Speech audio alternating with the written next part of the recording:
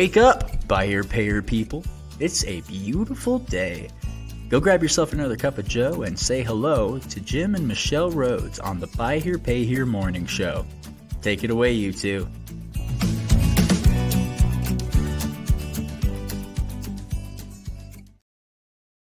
Hey, good morning.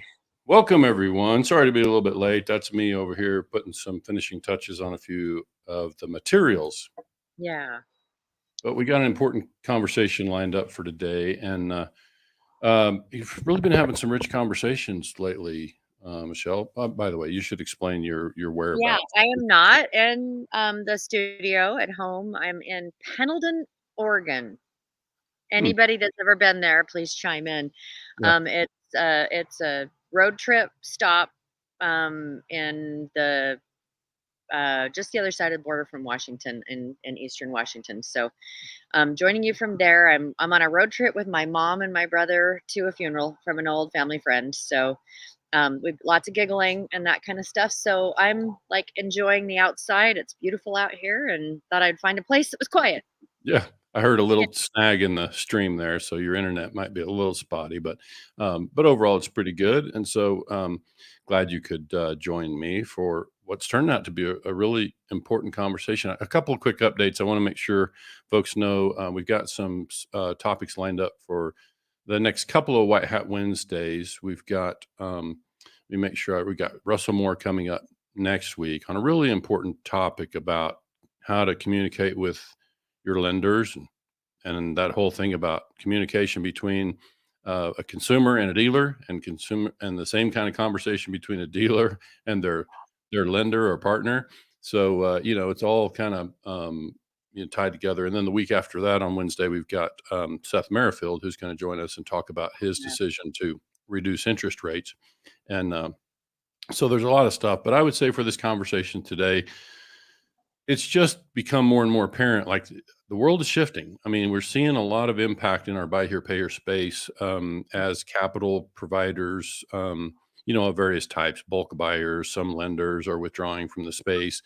And we're just seeing a lot of movement there. And so some of how that's factoring into what we do is we've got dealers that we work with that are, needing updated cash flow and profit projections so that they can, one, find out how much it's going to cost, or can their business model stand a certain increase in cost of money? What adjustments would they have to make there? How much capital do they really need to and one of the things is, if I'm going to enjoy an increase in volume based on the opportunity, because there seems to be we anticipate additional demand for buy here, pay here financing. So dealers who can access capital are going to be the ones who, are in the best position to provide those solutions and earn most of that business. So it just all kind of comes together, and I see dealers struggling, Michelle, to put this together, and it is challenging. Like it's, when we get inside these spreadsheets and you can see how comprehensive they are, you realize why it's tricky for people to be able to put these things together on their own. And I'm going to take you inside the tools. We did a session on cash flow modeling many months ago, and it was a little more superficial. Today, I want to take folks inside the kind of the structural way that we built what we built. And I'm just going to put it out there. We don't do any pitching on this broadcast, but I'm just saying I've made the decision to do about 12 hours per week of coaching.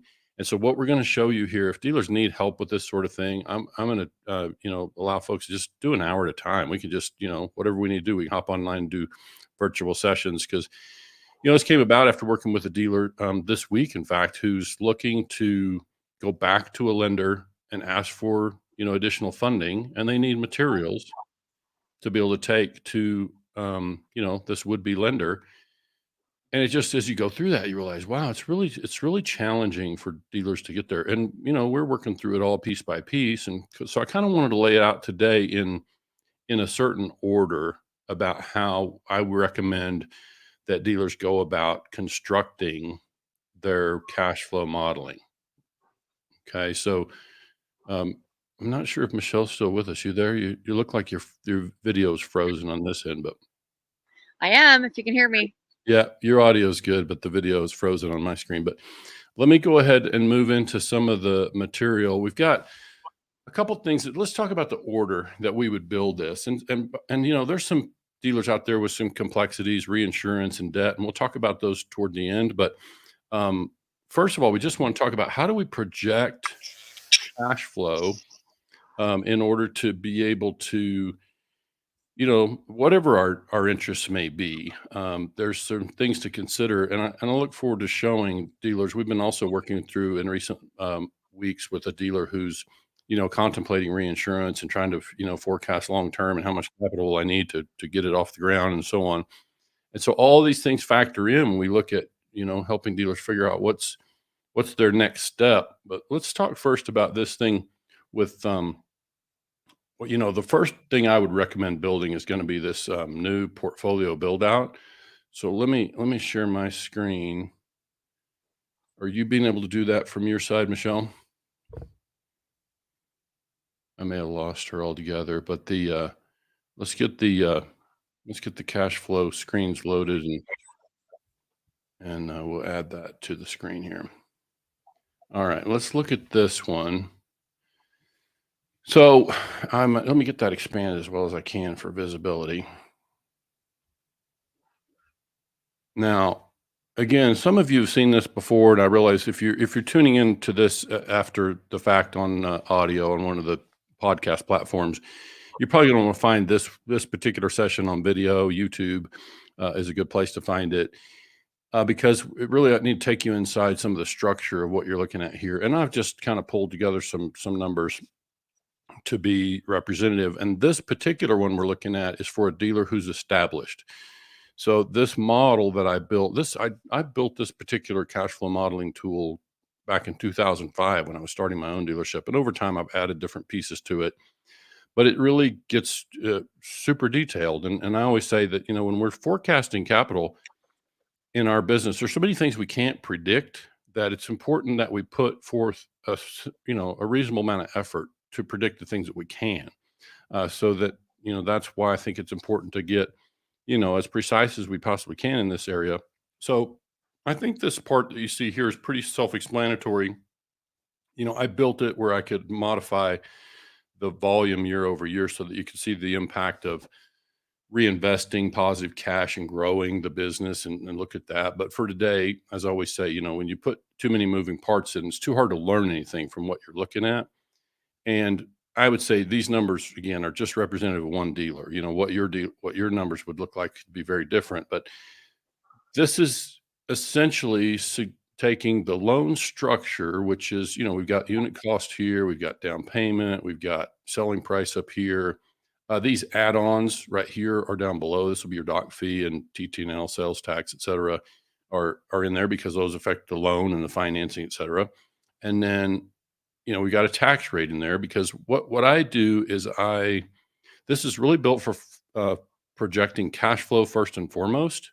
And it's going to be helpful to anticipate the income tax. We got to calculate profit to some degree because we need to know the income tax because that's has a cash impact for us. So we just got to be able to look at those numbers and make sure we can anticipate, that part. So we get pretty precise. Like I'm pretty familiar with RFC accounting, which by the way, today we won't get into leasing much. We don't have currently models that are built to do the real heavy lifting on projections. We'll be there soon, but in the near term, we use this one for portfolio projections and which includes the RFC side. So I'm pretty versed on the RFC accounting. And so we've got that built in there.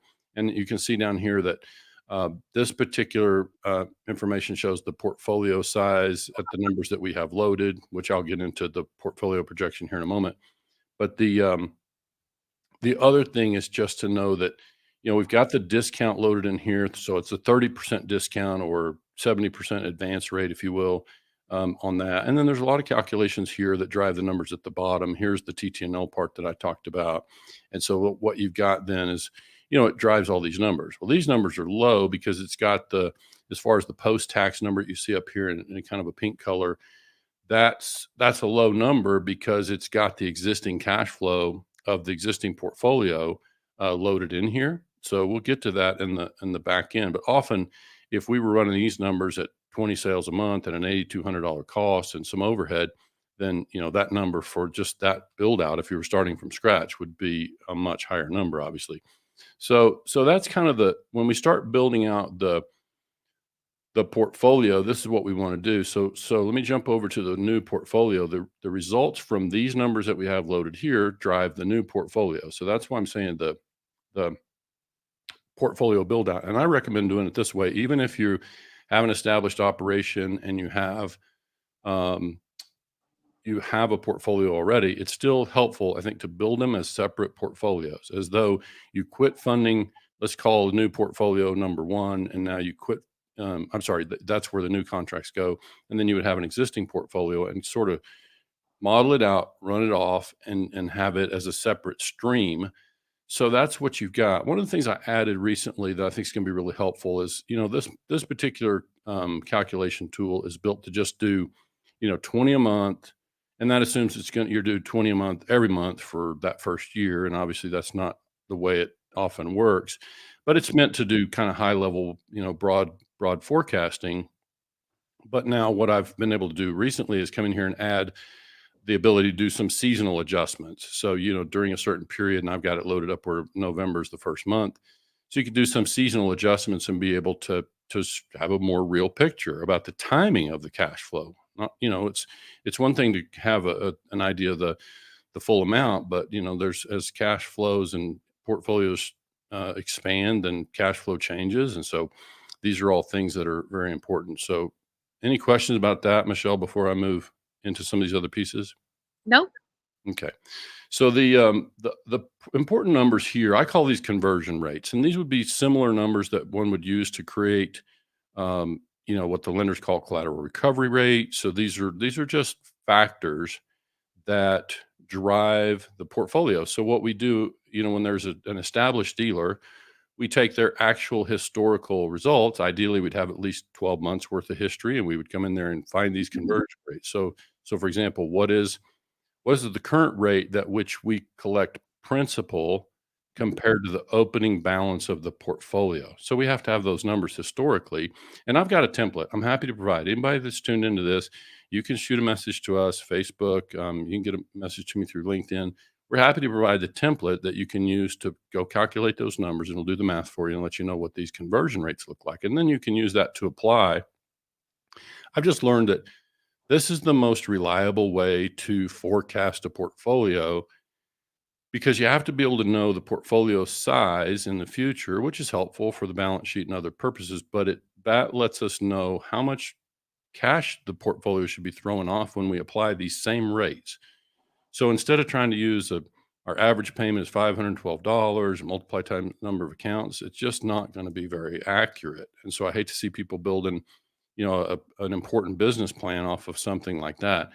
So this is, again, the new portfolio based on the volume that we currently have loaded in there at 20 a month. And then you can see some of the other calculations. This is a simple roll forward down at the bottom that uses the numbers from above and does another projection, but it's not necessarily in play with what we're looking at here. And here's some of the related finance company figures that help us anticipate the income that the RFC is yielding. So typically, like for this most recent one we've been working on, I'm helping the dealer look at global cash flow. Like obviously, if they're going to a lender and they're going to, ask for $500,000 or whatever, they need to make sure that it's enough to cover the global cash flow, the impact of both the RFC and the finance company, or I'm sorry, the RFC and the dealership. And there might be multiple dealerships in some cases. And so we need to be able to kind of look at our cash flow on a global basis. So that's kind of what's happening there. And then we get into the existing portfolio numbers. And so what you would do here is you would take the closing principal from the most recent month and build it in the same way. You can see I've got new originations line right there. I realize this one's kind of small. It's pretty difficult to read on there. It always takes me a minute to get it expanded, but I'll try. But the originations line there is 0. Okay, so basically what you're doing is you're trying to you're basically just looking to create, again, the existing portfolio as if you quit putting contracts in it. Okay. So that's the idea here. That should be better for you to view. So again, originations line is 0. This portfolio is running off. And so that's why it's called a roll forward or projection. We're just simply building out. And so again, we would need these numbers, and we're using the same numbers on the existing portfolio because that's our history. And obviously, as you build these, you can update these factors here as your new results come in. But this is going to give you now, when we put those numbers in, interest collected, sold repos, this is the rate at which we're recovering repos, again, as a percentage of the opening balance, okay, whatever we start the month with. So now you get to start, projecting and running off that portfolio. So we can use that string of data, the actual cash collection results from that portfolio to drive that. And we can use this number up here, our receivables, our projected closing receivables. We'll project the balance sheet if we need to do that. I don't find us having to look at the balance sheet very often in what we're doing, unless it's a line of credit and we're having to make sure that we stay within a certain advance rate. If our covenants require us to stay at a max of 55% or whatever that number looks like, then obviously we need to know our receivables and certainly eligible receivables, which is what this is. Both of these portfolios are projecting eligible receivables because it's charging off the non-performing contracts. And that means that whatever balances that we're showing for principal would be active performing contracts. Let me say that again. You want to be able to project active performing and producing contracts. So that's what we do here. And we just charge off as we go the contracts that are not performing. So you can see over here when you start getting into the pretty detailed stuff that and I realize again, this one's pretty small and hard to read this way, but what we've got in the green section right there is all the information coming over from the current portfolio. Okay. So this is tricky. We got to be super careful in this. And for the modeling here, I would just say this is just a representation. Like you have to be careful in this thing to make sure like the current portfolio may or may not belong to the dealership. So I've got it in the dealership section here to represent in the cash, but it might belong to the finance company and need to belong over in those totals instead. Obviously, when we roll it all together globally, it should all fit, but we just want to be super careful so that we've got all our income in the right place. And now you start to see an income tax reserve in the scenario that I've got loaded up here using a 35% income tax rate. It says, based on the profit that we're generating currently globally, that we would need to reserve about 17 grand a month for our income tax. So obviously there are tax strategies. Reinsurance can maybe be part of that, but we got to be able to anticipate that. And so what this does is anticipate, okay, based on our profit, we need to pull off a certain amount of cash and put that in a reserve, money market account or whatever to allow for that. So it's just cash. So, I kind of, I'll take a break for just a moment and make sure people know that that's, really, I've covered kind of two pieces of this. I had first the new portfolio build out, and then we started moving into the current portfolio, which will take you back over there. That's going to be these numbers. Oh, shoot, I'm having a hard time getting to the tabs. One moment.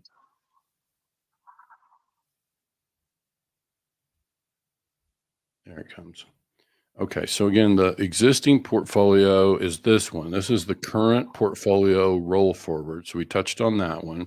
And then we would also need to look at startup costs. Again, this will be different if you've got a dealer that is new.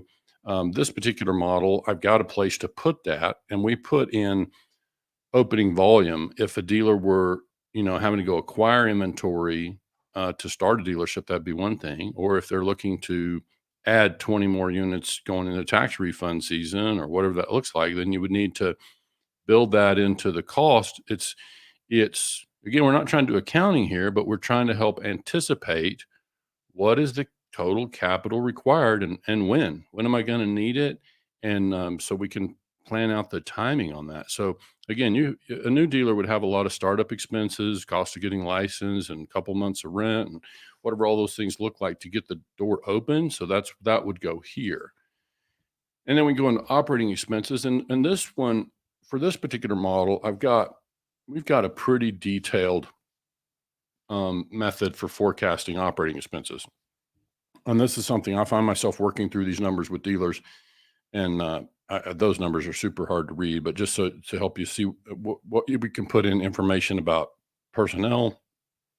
We can calculate FICA according to the total payroll. We can start to break down expenses in pretty good detail. With this particular model, you'll see what I've done at the bottom. I've just got expenses for the finance company and expenses for the dealership, and we're just choosing to move those at the rate of inflation. So I've got a 5% inflation rate up there, which is, that's high. But it's meant to just kind of make sure we anticipate, increasing expenses. And obviously, ideally, you'd want to go, and as this portfolio grows, your collection expense is going to grow, and you're going to want to drive those types of expenses in that way. But just, obviously expenses are expenses. That's a little easier for people to, to sit down and figure out and lay it out in spreadsheet form. But you really kind of want to make sure and tie those things to growth of the portfolio. Obviously, increased sales volume means additional support and personnel pay, maybe on the sales side, but certainly as the portfolio grows, that's going to be in additional expenses. But then number 5 for me is going to be the profit and the resulting tax, which, again, I can take you inside what we do on that part, but it's like, it's really just meant to, give a pretty good estimate based on, it's pretty straightforward. You got sales, you got operating expenses. And so this is showing cash, but then we do calculations elsewhere for the profit. But it's just real important, I think, to lay it out in this way. You got to get those operating expenses figured out in there. And I would typically, you'd have operating expenses excluding write-off losses, because those charge-off losses are represented elsewhere in the modeling, and they're addressed in the profit calculations in this case. So, even though they appear as a line item on your certainly on your RFC income statement, we don't treat those as operating expenses. It's more like finance related expenses. And again, they're represented elsewhere in the modeling. So got a few more things to show here, Michelle. Any questions there before I jump over? You still with me? If you're there, you're muted. We may have lost you altogether. I hear you. I can hear you. Okay, good. So any questions? No. Okay. That makes sense. So again, I know these things are difficult to read, make sense of on the screen. It's kind of small, but what we start to see, this particular screen that I've got is going to be more cash flow still. But when we get into, and I don't need to go into every single item. Today was more about, offering ways to model it out, like how to construct it. So this sheet has got the dealership income statement. It's got the RFC income statement separate, and I've got, separate groupings for the existing portfolio and the new portfolio, so that those things are represented there. And then of course operating expenses, and now you start to allow for things like the debt, right? If you have some debt, I've got a section down here, or at least a line item you can see for interest paid to investors. So this is where it also gets tricky, because the method of repayment to investors or lenders varies. Some of them do sweep 100% of the payments, and others do it differently.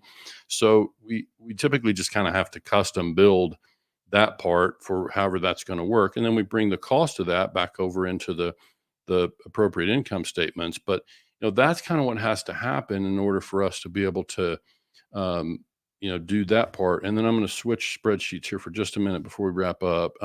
I don't think we ever shared this, Michelle. I built this in recent weeks, and I have had a number of people look at it, and I think it's the most, well, I know that I've seen it's the most comprehensive way to forecast capital requirements with reinsurance that I've seen. We built it for a particular client. We're thrilled to have it to be able to help any dealer choose. So what it does is, I'm just show quickly how kind of what we've done. There's a CPI. Here's this case, a warranty, which we've modeled out 90-day warranty in this dealer's case. We've got a 24-month service contract modeled separately, gap analysis, and those numbers can be changed, whether it's a 90-day warranty or 12-month, service contract, whatever we're doing, that number can change and we can adjust accordingly. Here's gap as a product down here. And then it looks at the dealer's cash flow, related to all that, and then it looks at the I call it the RICO, the reinsurance company, and the cash flow on that, net of claims and fees. So basically just building out bank accounts, and it's saying if we have this kind of attrition, just pick the first one, CPI. If we have a certain amount of penetration on CPI, a certain percentage of the customers buy it, and it's priced here and it costs us here and we remit fees accordingly, then it tracks the bank account side, for both the dealership and the reinsurance company. So this is going to be really helpful. And I just got to say, I mean, we can stop sharing that, and I'll just say that we we just know that right now what's happening in this industry, it's going to be so important for dealers to be able to access cash. And I think we know that this kind of thing can be super helpful. So I just, we're used to doing it. We're happy to help if dealers need help with that. I just think it's in the meantime, for those who want to build it themselves, my objective here today was to try to share a structure that I have found is very reliable. And so we would recommend kind of, building it, if you think about it, building blocks, build those different pieces in the way that I've suggested, and then, you can tie it all back together. But I think there's obviously some pieces that require experience with the industry and kind of how to produce some of these calculations. But I just wanted to be able to share with people kind of how you can do it and how to, model it out yourself. And so these are things that, and people will ask, do we send these spreadsheets? Currently, because of the proprietary nature of it, I don't send the actual spreadsheets, even with the clients that we're working on. But I am moving toward a place where we can share these things, at least on a view basis. Or even like eventually maybe in just a web tool that we can use and take people through. So it'll Yeah. be a little bit more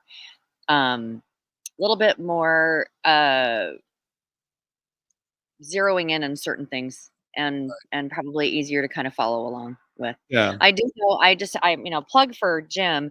He puts hours and hours and hours into building these things, and just so helpful, uh and I really appreciate it, the willingness to share as much as we possibly can to help dealers to be able to do it themselves and figure out how to project those kind of things. Yeah, here's the reality. We're happy to help, and I'm budgeting about 12 hours a week for coaching right now, and so we're happy to give that time and help us. But the Yeah. reality is we can't help all the folks who need help. So we're just Yeah. happy to share at least a structure that you can Yeah. take this information to a CPA or wherever Yeah. and look to build it And yourself. and especially now to be able to have, the kind of, numbers and structure, like you said, of what it is that you're looking for, what it is that you are projecting, and especially if you're an existing dealer, then you can show what your past looks like as well, Yeah.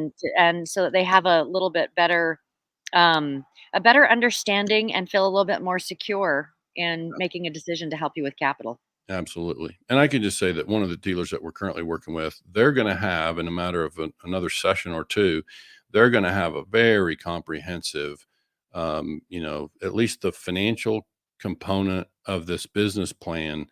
They're going to have something very comprehensive that they can take to the lender to be able to show that, Yeah. certainly it's far more sophisticated than what they might expect or what dealers, or what lenders might typically expect from a small independent dealer.